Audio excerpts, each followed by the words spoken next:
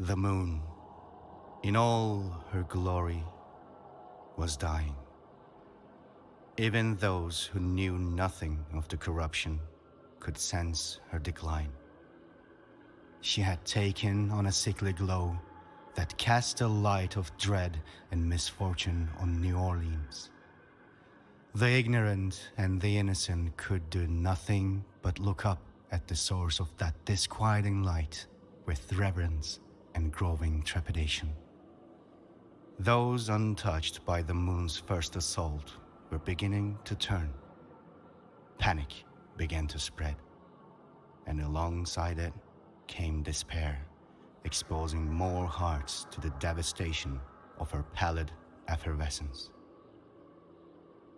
O Night's Eye, mother of twilight and tide, could your steady pulse fall still? Could your light be dimmed and put out? Those who knew of the corruption were recruited to end the tragedy. Hunters from all walks of life and faith gathered behind Mr. Sherry, hoping that in helping him solve his problems, they might also solve their own. But hope is a slippery thing, easily corrupted.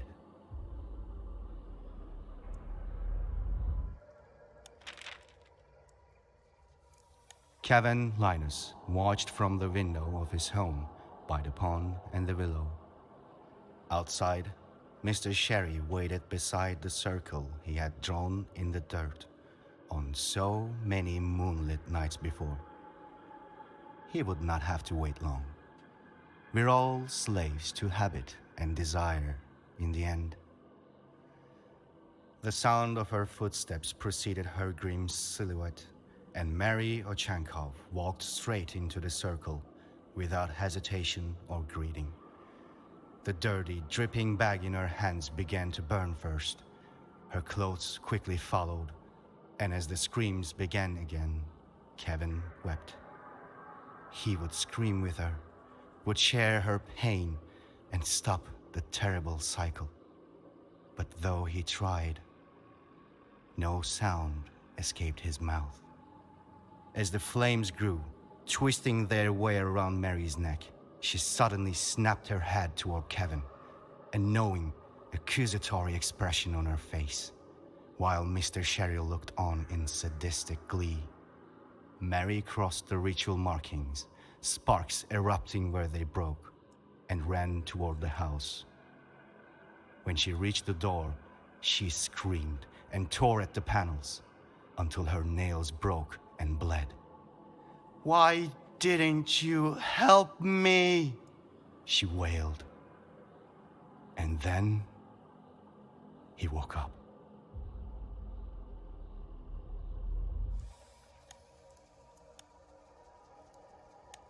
All the encounters had been the same.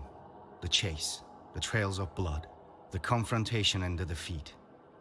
As cyclical and constant as the moon. The only thing that had changed were the snakes. Kevin Linus had been pursuing Mr. Orwell Sherry for weeks across southern Louisiana. From New Orleans to Baton Rouge and back, the boy had followed the AHA administrator's trail, his focus interrupted only by the hunter assassins Mr. Sherry hired to stop him. But the moon had been gracious in her blessing, and Kevin had gained an otherworldly intuition for gunplay and combat. All went back to Mr. Sherry, unable to hunt. He finally cornered Mr. Sherry in Ascension Parish. My, how you've grown," Mr. Sherry said as he spread his arms in mock welcome. His 3 hunter companions kept their guns warily trained on the boy. "Haven't you done enough?" Kevin replied, pointing his pistol at Mr. Sherry's head. But all the man did was smile. "Young man, you're in my way." At that, Mr. Sherry snapped his fingers, and a shot rang out into the night. Kevin looked down to see a red blossom blooming from a hole in his stomach. He looked up, and the second shot rang out.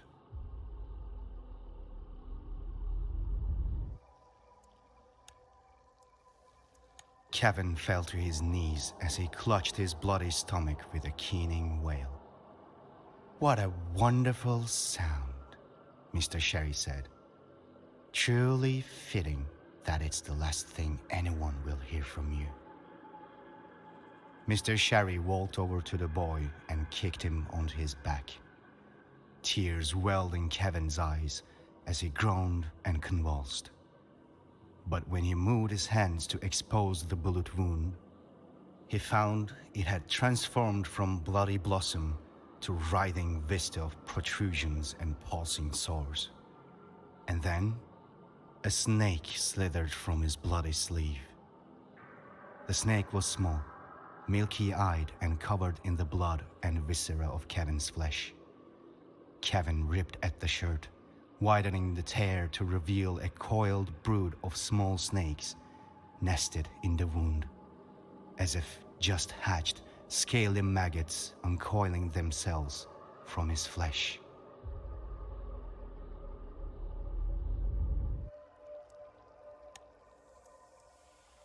For 2 agonizing hours, Mr. Orwell Sherry kneeled over the boy's body, tearing and slicing at Kevin's flesh as he moaned in tired agony. "What's happening?" Kevin asked. The question was met with silence and another incision. From the fresh, gaping wound, Mr. Sherry plucked the body of a snake. Again and again, Mr. Sherry pulled the snake from the wound. Again and again, the animals sunk their venomous fangs into his hands. It was just what Mr. Sherry needed. And with each overwhelming, nauseating rush, he thrust his hands deeper into the wound, probing for more.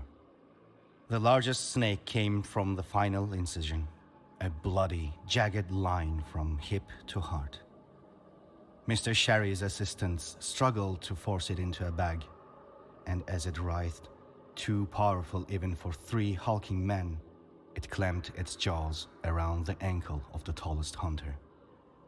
It provided him no rush, rather leaving its victim paralyzed and helpless, silent witness to Mr. Sherry's administrations. Was this really what they were fighting for? To allow this man to torture an innocent boy? "Thank you, Kevin," Mr. Sherry whispered. "You've earned my mercy." The administrator drew close, holding his gun to the boy's temple. He caressed the trigger, savoring the moment. Kevin looked to the moon and back to Mr. Sherry.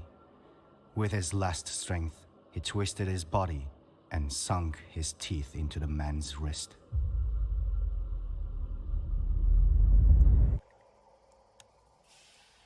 Deep in Kingsnake Mine, Isaac Powell, known to most only as the Night Seer, watched Ira Ozol's weaving. Strips of dried flesh dipped in rosemary oil, willow splints and straw combined to form the shape of a large basket-like structure. Oil dripped from its plaits, and footsteps echoed from the direction of the nearest mine shaft. The flickering lamp was disturbed by a faint breeze, and the shadows danced as Mr. Sherry entered the dark cavern. He regarded Ira's work and nodded. He then turned to acknowledge the imposing hooded hunter who sat in the corner, gently stroking the head of the enormous snake coiled around their neck. "Isaac, you didn't tell me you had already met." Mr. Sherry regarded the figure in the corner with respect. "A rare occurrence." "He keeps to himself," came the gruff reply. The figure rose and turned towards the Night Seer, menacing. Isaac, I believe they would rather not be addressed as he, returned the administrator. The Viper is a valued guest. Show some respect. At this, the Viper stepped into the swaying light of the lamp. They were dressed simply, practically, feet bare and undisturbed by the rocky floor. The large snake coiled around their neck lifted its head, appraising the two men. The Night Seer cautiously nodded.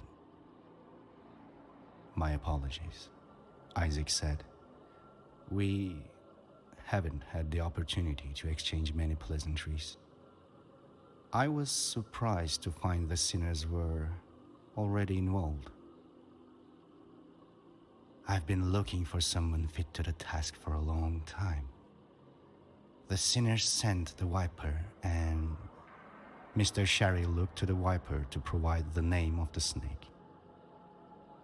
Delara, came the Viper's response, their voice the rough whisper of a person who does not often speak.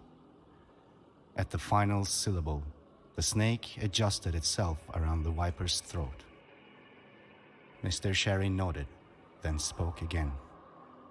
It's time for the night of the hunters and the sinners to bury their quarrels. We need to work together, much as that pains us both. You think Finch would like hearing you say that? Powell scoffed.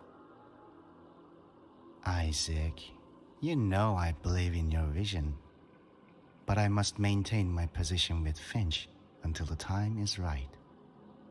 Something dangerous glinted in Mr. Sherry's eyes as he spoke. Isaac grunted. But politics aside, this is why we're here. Mr. Sherry raised his arm, and a snake silently slithered from his sleeve. There's a new breed, already adults after only a few days, exquisite venom, and so hungry. Mr. Sherry paused, before looking between Isaac and Viper.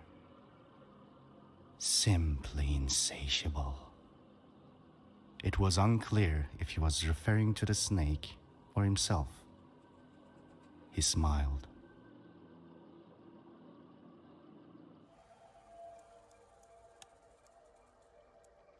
Ira Azal's mother had taught her to weave baskets, and she still found comfort in the repetition of the work, now seeking distraction from thoughts about what she would be asked to do.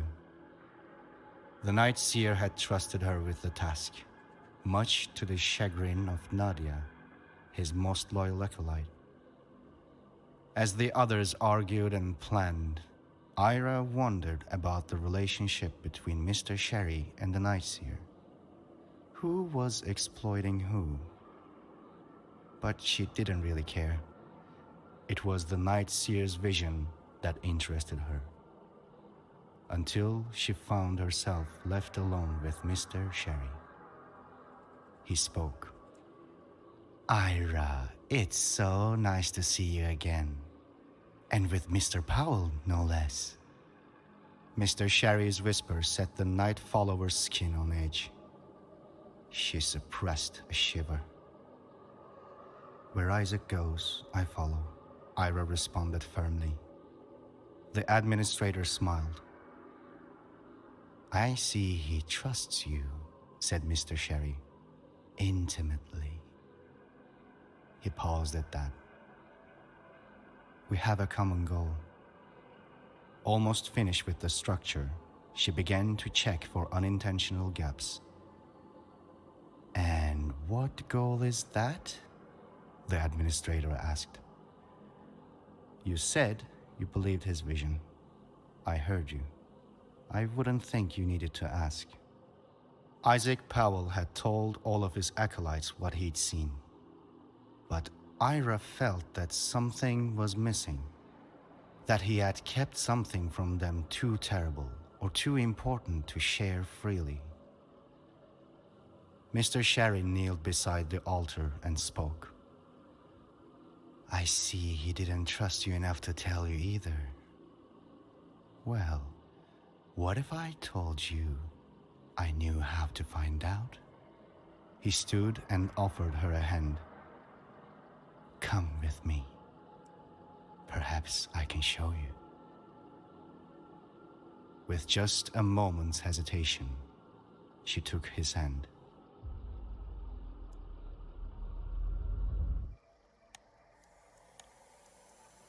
Be strong and courageous. Do not be afraid. Do not be discouraged. For the Lord, your God, will be with you wherever you go.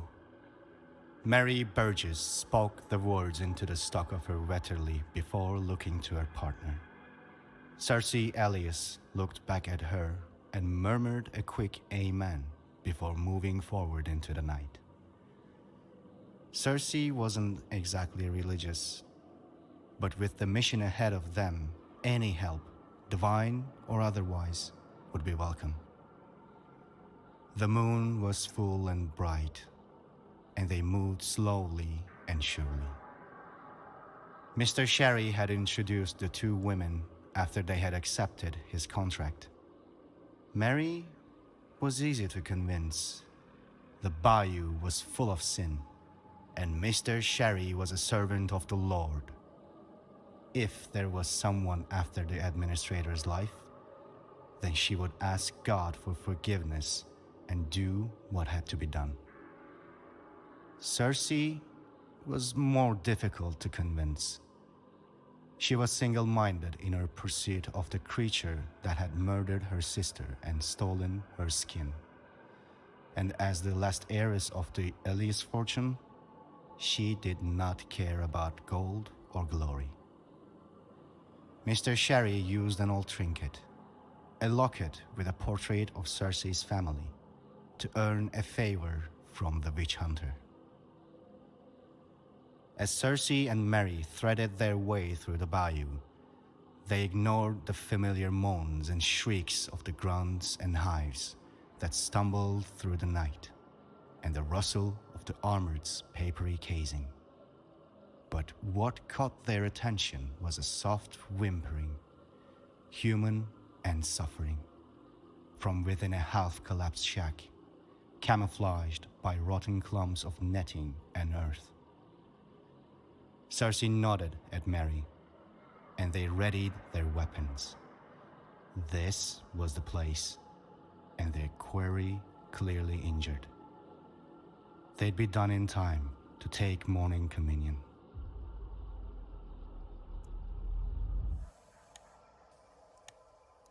Two snakes had remained at Kevin's side, both comfort and shackle. He would never forget how it felt as Mr. Sherry's long nails clawed into his flesh, as the scaly, writhing bodies were pulled from his wounds, and the delirium of the venom they left behind in their panicked bites. Now the snakes both protected him, keeping the monsters of the bayou away, and guarded him, a prisoner in the shack where Mr. Sherry had left him. It was only when the moon was full once again that he found the strength to rise.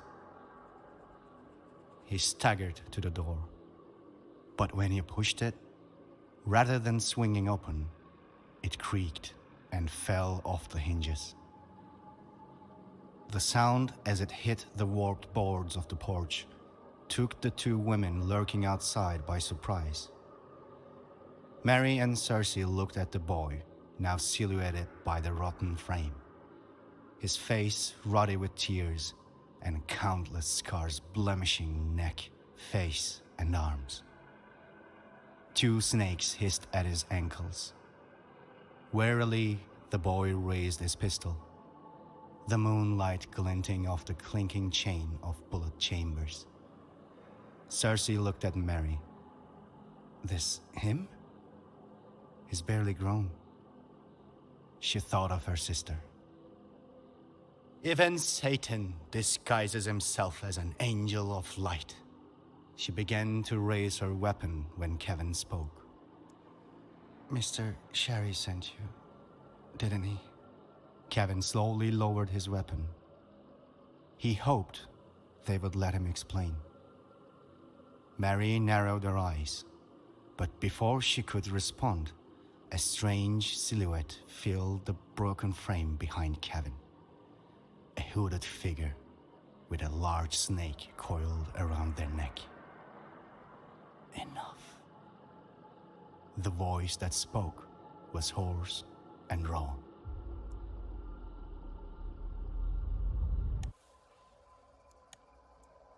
The vipers slowly brought their arm up to Delara's fanged mouth. The snake flicked her tongue once, twice, and then gently sunk her teeth into the viper's wrist. The viper's body quaked as Delara's venom flowed through their veins and into their heart. The viper and Delara belonged to each other, and there would be hell to pay if one of them did not survive this fight. With Delara's venom coursing through the viper's veins, the two were preternatural fighters. But the hallowed gifts of the moon kept Kevin agile and deadly, and every shot rang true. Meanwhile, snakes of all sizes were rapidly converging outside of the shack, surrounding Mary Burgess and Cersei Elias, where they now stood back to back. Inside, bullets ricocheted and splintered the walls as Kevin and the viper fought. Kevin had grown wary of violence and death. Yet, violence and death had not grown wary of him. Delara approached from the right, jaw unlocked and fangs dripping, and the viper from the left. Kevin fired at the viper, but Delara, lunging to protect her ward, intercepted, and Kevin's bullet met flesh. A broken, airy scream rang out from the shack.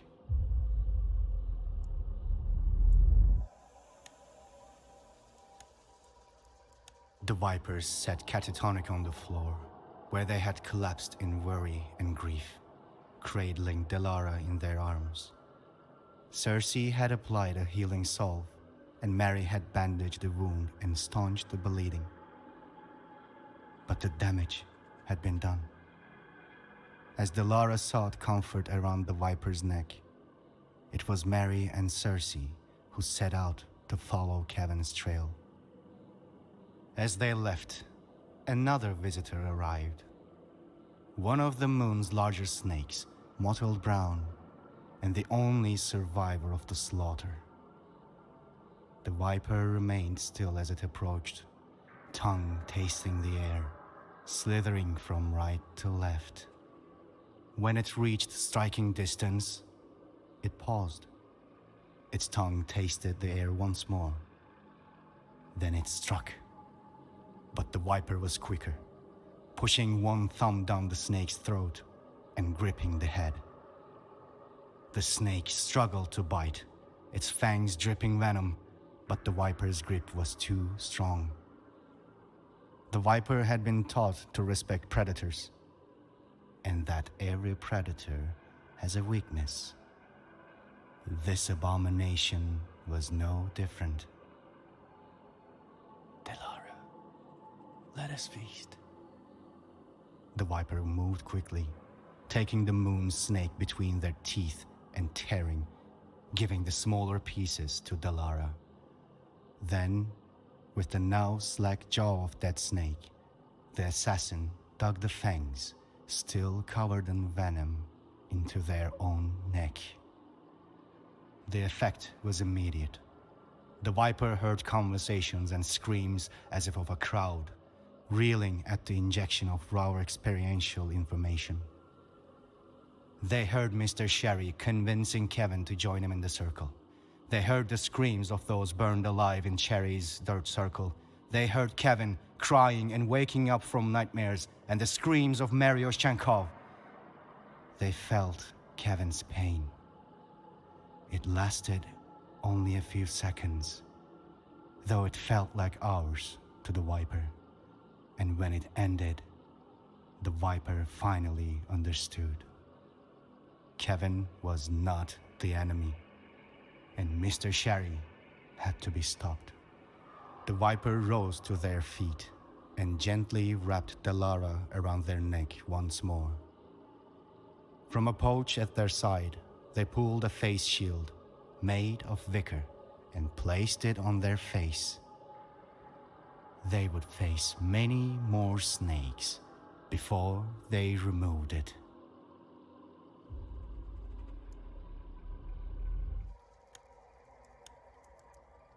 The vile fumes of the black dye filled Ira Ozol's nose, and she fought the feeling of panic rising in her chest as she tightened the blindfold around her eyes.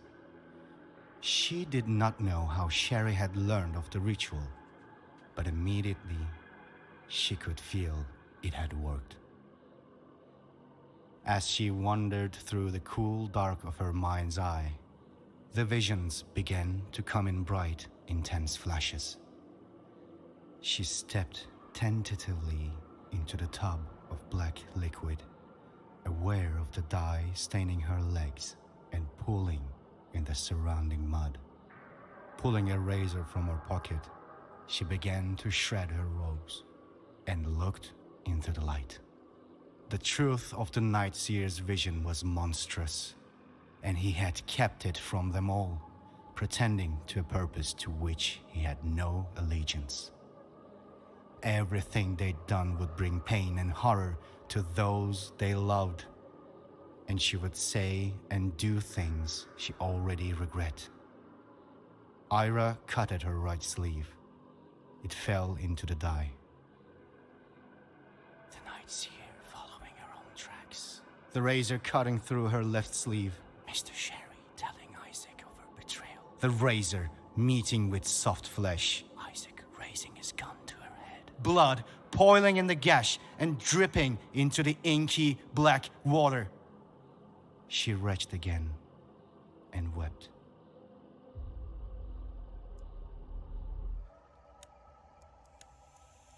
Kevin didn't make it far from the shack. Instead, he curled himself into a patch of brush and rocked. The screams of the Viper over Delara, becoming one with the screams of Maria Chenkov as she burned. He wished the moon would comfort him again, but she too was sick and tormented. He had failed. So he rocked and rocked and rocked. It didn't take Mary and Cersei long to find him. He was tired, so tired. So he sat very still and waited. Next, voices. The Viper, now masked, had caught up to the hunting party as well. He had failed, and now he had been found. He did not make a sound as the women pulled him from the bushes. Why is it?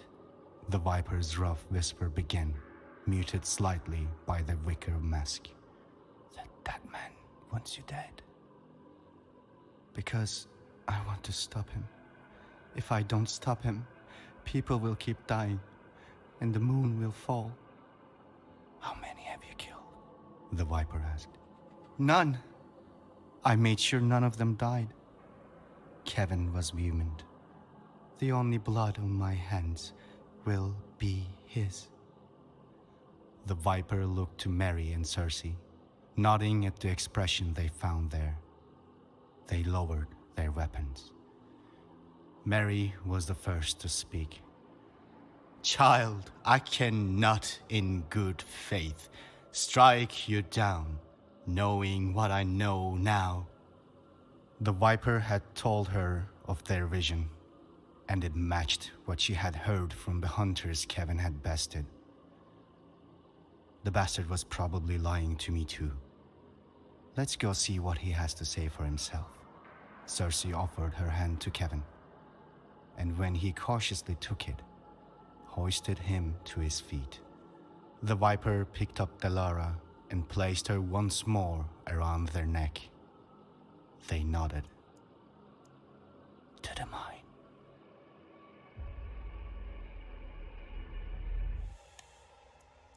The group of four cautiously entered Kingsnake Mine, to the sound of gunfire echoing from its depths.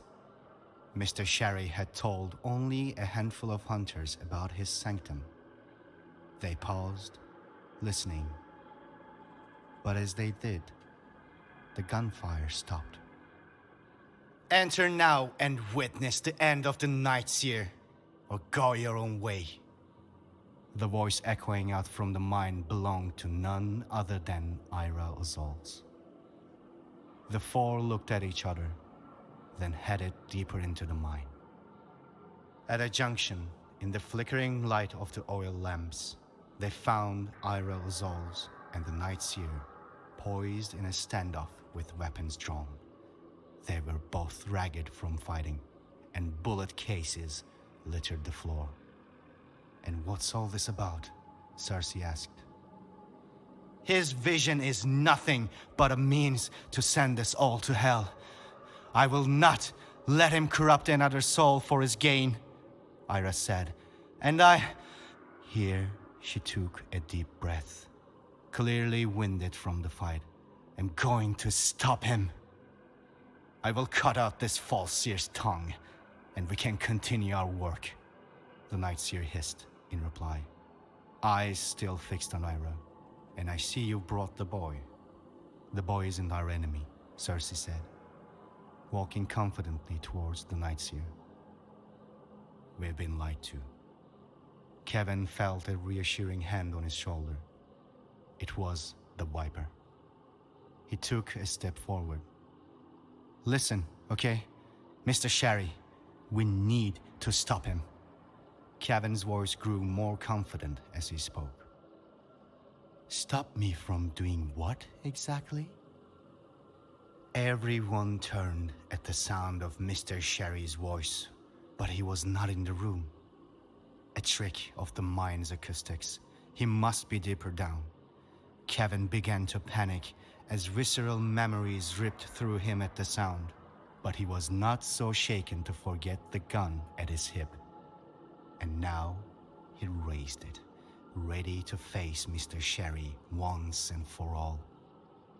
It was time to end this.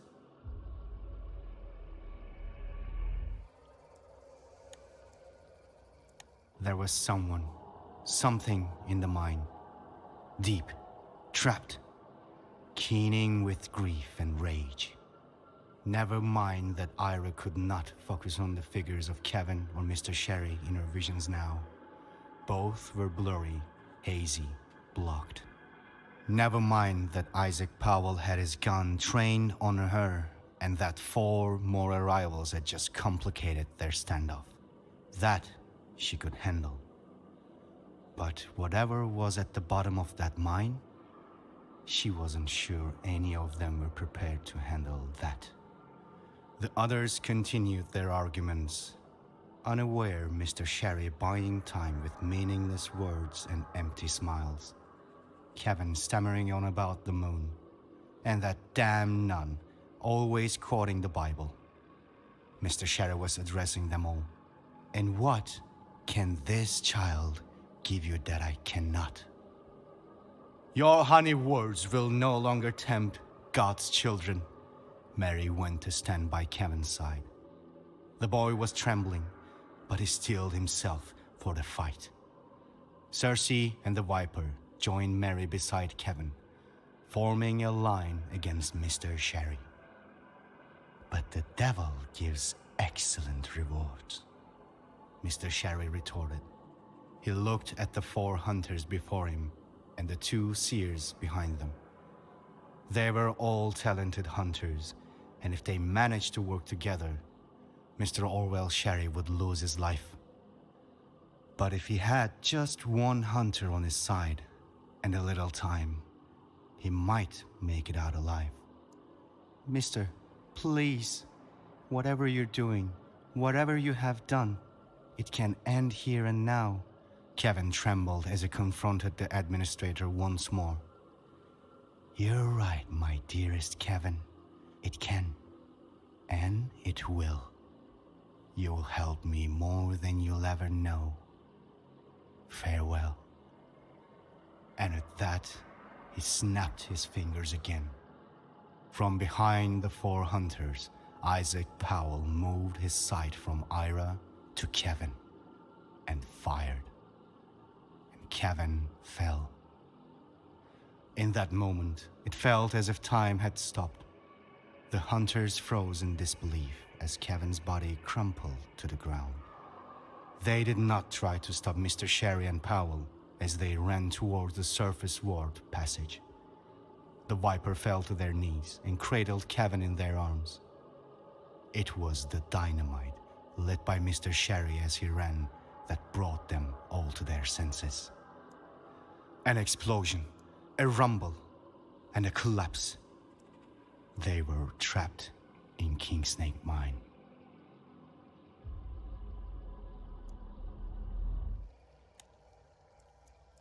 The lamps hanging from the walls stopped shaking as the dust and rock settled around the 5 hunters left in the mine. Cersei walked over to assess the damage to the entrance. They could dig themselves out with the tools left by the miners, but it would take hours. She looked back to the Viper and the boy. The Viper gently cradled Kevin as he bled out on the floor. Enemy or uneasy ally, no one deserved this. And then Kevin blinked. Where am I this time? The boy looked around and came face to face with Delara and the Viper, both shocked to see Kevin alive. Lazarus among us, Mary whispered as she and Cersei ran over to join them. How is this possible? Cersei asked as she kneeled down to Kevin.